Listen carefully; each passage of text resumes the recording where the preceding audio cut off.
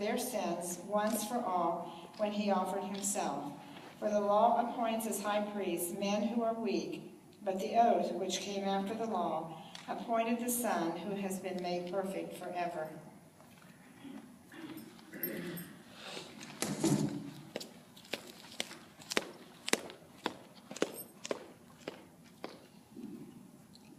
Here's the main point.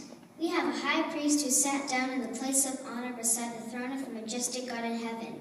There he ministers in the heavenly tabernacle, the true place of worship that was built by the Lord, not by human hands. And since every high priest is required to offer gifts and sacrifices, our high priest must make an offering too. If he were here on earth, he would not even be a priest, since there are already priests who offer gifts required by the law.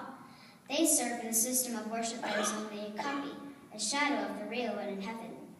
For when Moses was getting ready to build the tabernacle, God gave him this warning: "Be sure that you make everything according to the pattern I have shown you here on the mountain."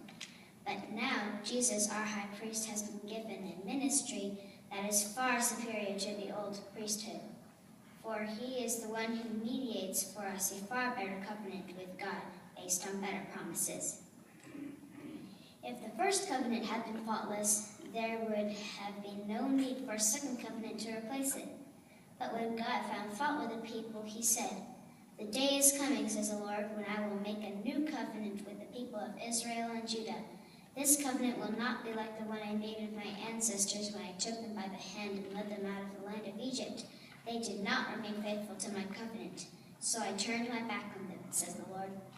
But this is the new covenant I will make with the people of Israel on that day, says the Lord. I will put my laws in their minds and write them on their hearts.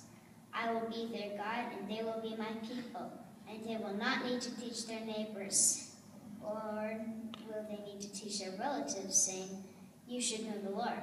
For everyone from the least to the greatest will know me already, and I will forgive their wickedness, and I will never again remember their sins." When God speaks of a new covenant, it means he has made the first one obsolete. It is now out of date and will soon disappear.